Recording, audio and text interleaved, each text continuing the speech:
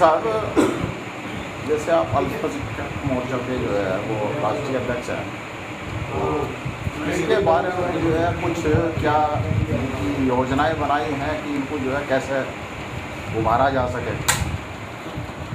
माननीय प्रधानमंत्री जी ने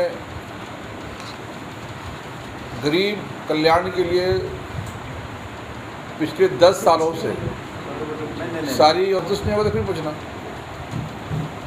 पिछले 10 सालों से माननीय प्रधानमंत्री श्री नरेंद्र मोदी जी ने गरीब कल्याण के लिए योजनाएं बनाई।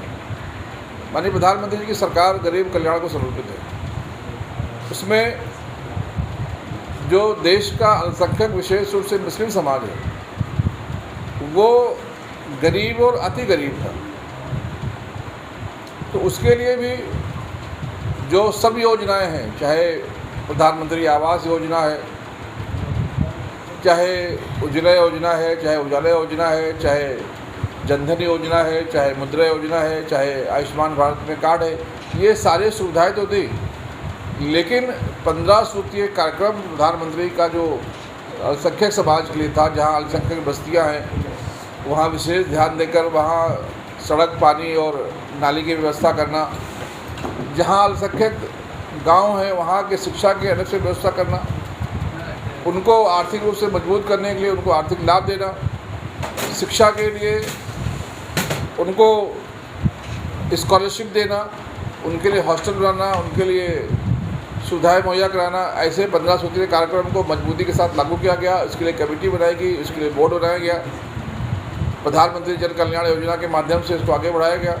और उसी प्रकार से लगभग 352 अल्पसंख्यक मंत्रालय योजना ने निकाला है, जिसमें पढ़ो प्रदेश योजना है, जो अल्पसंख्यक बच्चे विदेश जाकर पढ़ाई करना चाहते हैं उनको सरकार मदद करती है, चाहे नई रोशनी के माध्यम से जो हमारी बहन बेटियां हैं उनके अंदर लीडरशिप की व्यवस्था हो, उनको मजबूत बनाने का काम हो, चाहे उनको जो लघु उद्योग में पैसे देकर उनको उद्योग में लाने का काम हो, ऐसे 350 ऐसी योजनाएं हैं। वो सारी योजनाओं का लिस्ट वेबसाइट पे मौजूद है।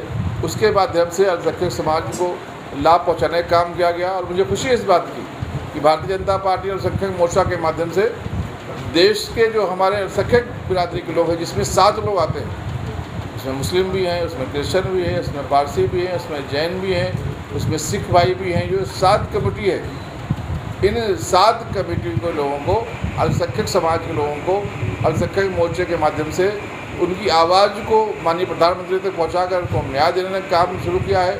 और जो सरकारी योजनाएं हैं वो अल्पसंख्यक हमारे कार्यकर्ता नीचे जाकर उनको योजनाओं के बारे में शिक्षा देकर, योजनाओं के बारे में प्रशिक्षण देकर योजनाओं का लाभ देने का काम कर रहे हैं। मुझे खुशी इस बात का कि बड़ी संख्या में इसका लाभ अल्पसंख्यक समाज ले रहा है।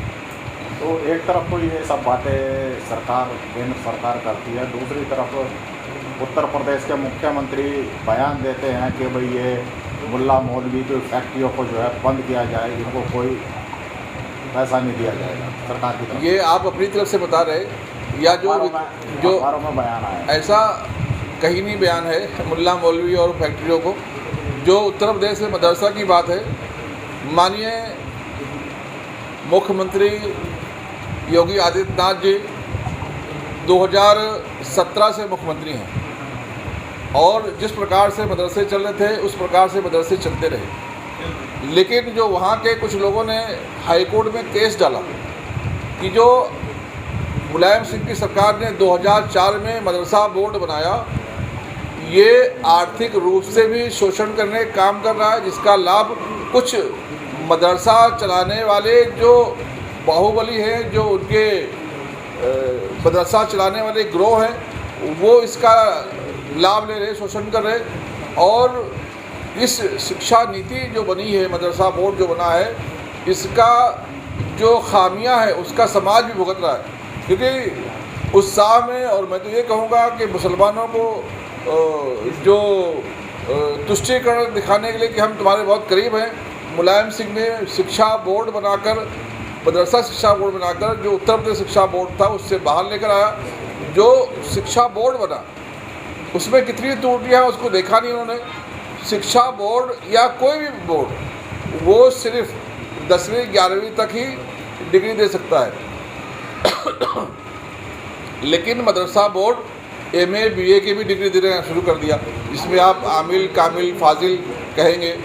और अभी तो ये प्लान था कि वो PhD, लेकिन सिर्फ शिक्षा माफियाओं को जिंदा रखने के लिए जो उत्तर प्रदेश मदरसा बोर्ड था उसका पैसा हड़पने के लिए शिक्षा माफियाओं ने इसको ज़िंदा रखा। लेकिन हाईकोर्ट ने फटकार लगाया। हाईकोर्ट ने कहा कि जो सर्वे आया है उस सर्वे के आधार पर एक मदरसा चलाने वाले पूरे ख़ानदान के लोगों को अपने मदरसे में भर्ती कर लेता है और उसका जो पैसा गरीब कल्याण के लिए जाना चाहिए वो एक परिवार को जाता है। जो मदरसा का माफिया है वो एक एक मदरसा टीचर में एक एक मौलवी को भर्ती करने के लिए 50-50 लाख रुपया डोनेशन लेकर लोगों का शोषण करता है और ये बिल्कुल अवैध है। इसको ध्यान में रखते हुए इसका जो हाई कोर्ट ने संज्ञान में लिया उसके हिसाब से उनको बैन लगाया। इसमें हमारी सरकार ने कुछ ना छुआ है ना छेड़ा है ना उसको कुछ उन्होंने हस्तक्षेप किया है। फिर भी जो विदेशी ताकतों से मिले हुए देश को कमज़ोर करने वाले लोग हैं, जो टुकड़े गए हैं, जो यहाँ लूट खसूट करने वाले लोग थे, जिनको उत्तर प्रदेश की जनता ने बाहर का रास्ता दिखा दिया है, वो मुसलमानों को वोट बैंक के रूप में इस्तेमाल करने के लिए वो तरह तरह के बयान देकर तरह तरह से गुमराह करने का काम कर रहे। जनता सब देख रही है। सरकार ने कभी भी मदरसा के ख़िलाफ़ काम नहीं किया।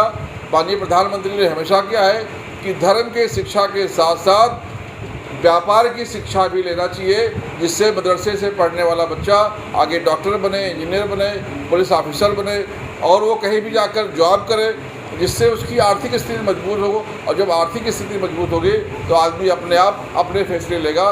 लेकिन जो लोग हैं, जो सपा है, जो बसपा है, जो कांग्रेस है, ये नहीं चाहते कि उत्तर प्रदेश का मुसलमान, देश का मुसलमान आर्थिक रूप से मजबूत बने, शिक्षित बने।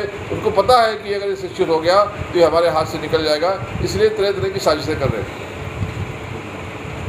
बहुत ये सही में देश का सौभाग्य है कि प्रधानमंत्री जी देश की जो हमारी ताकतें हैं, जो हमारी उपलब्धियां हैं, जो हमारी भारतीय संस्कृति है, इसका देशवासियों के सामने भी प्रदर्शन करते हैं, देशवासियों का भी मार्गदर्शन करते हैं और पूरे विश्व भर में जो हमारी ताकत है, भारत की संस्कृति है, जो हमारी एकता अखंडता है, जो गंगा जमुनी तहजीब है, इसके बात को दुनिया भर में पहुंचाने के लिए प्रयास कर रहे हैं। उसी का नतीजा है कि आज विश्व भर के लोग भारत देश की तरफ बहुत उम्मीद से देख रहे हैं। आज विश्व भर में योगा जैसा हमारा जो ताकत है वो पहुंचा है। आज सऊदी अरबिया में योग का काम शुरू है, वहाँ के लोग भी योगा से लाभ ले रहे हैं। देश भर में 52 मुल्क ऐसे हैं जो इस्लामी मुल्क हैं, वहाँ पर योगा के कार्यक्रम को लोगों ने शुरू किया, उसका लाभ ले रहे हैं। और ये हमारे प्रधानमंत्री जी का ही प्रयास है कि भारत की ताकत को, यहाँ की संस्कृति को दुनिया भर में पहुँचाया है। अभी माननीय प्रधानमंत्री श्री नरेंद्र मोदी जी ने कहा है कि हम देश के जो सूफ़ी संत हैं, जो खानकाहें हैं, इनको सूफ़ी सर्किट के माध्यम से जोड़कर दुनिया भर के लोगों को हम संदेश देंगे कि भारत में जो हमारे सूफ़ी और संत जो है वो किस प्रकार से अमन और शांति का पैगाम दिए हैं, किस प्रकार से देश के को एक करने में काम किए हैं। उसको देखने के लिए भी दुनिया भर से लोग आएँ, उसका भी निमंत्रण देंगे वो। और सूफ़ी सर्किट के माध्यम से दुनिया भर के लोग टूरिस्ट के लिए भी और अकीदत के हिसाब से भी यहाँ पर आएंगे तो उनको सुविधाएं मिलेंगी। तो किस प्रकार से माननीय प्रधानमंत्री जी देश को जोड़ने का काम कर रहे हैं, ये सही मायने में सराहनीय है। सूफी संतों की बातें करते हैं और शिक्षा को जो है, शिक्षा के बारे में क्यों नहीं बात करते हैं प्रधानमंत्री? मुझे लगता है कि ये गलत जानकारी आपके पास है। देश में पहली बार भारतीय संस्कृति और भारत की शिक्षा को लागू करने का काम नई शिक्षा नीति के माध्यम से प्रधानमंत्री जी ने किया है। और जो हमारा बालक है, जो हमारा बच्चा है, वो शिक्षा के बोझ से दबकर उसकी योग्यता कहीं दब ना जाए, उसके असली योग्यता को बाहर लाने के लिए एक आसान शिक्षा नीति प्रधानमंत्री जी ने लाने का काम किया है। ख़ासतौर से अल्पसंख्यक और मुस्लिम वर्ग को भी शिक्षा में आगे लाने के लिए प्रधानमंत्री जी ने आह्वान चलाई है। धार्मिक शिक्षा के साथ साथ व्यावसायिक शिक्षा मुस्लिम बच्चा ले, इसके लिए भी उन्होंने व्यवस्था नई शिक्षा नीति में की है। प्रधानमंत्री ने आह्वान किया है कि हमें एक हाथ में कंप्यूटर और एक हाथ में कुरान लेकर चलने की आवश्यकता है, तभी हमारी जो है संस्कृति भी मजबूत होगी और हमारा विकास भी होगा। इसको आगे लाकर हमें शिक्षित करने के काम के लिए भी माननीय प्रधानमंत्री जी ने प्रयास किया है। हम सबका फर्ज बनता है कि हम उस पर चलकर मजबूत बने। ठीक है सर।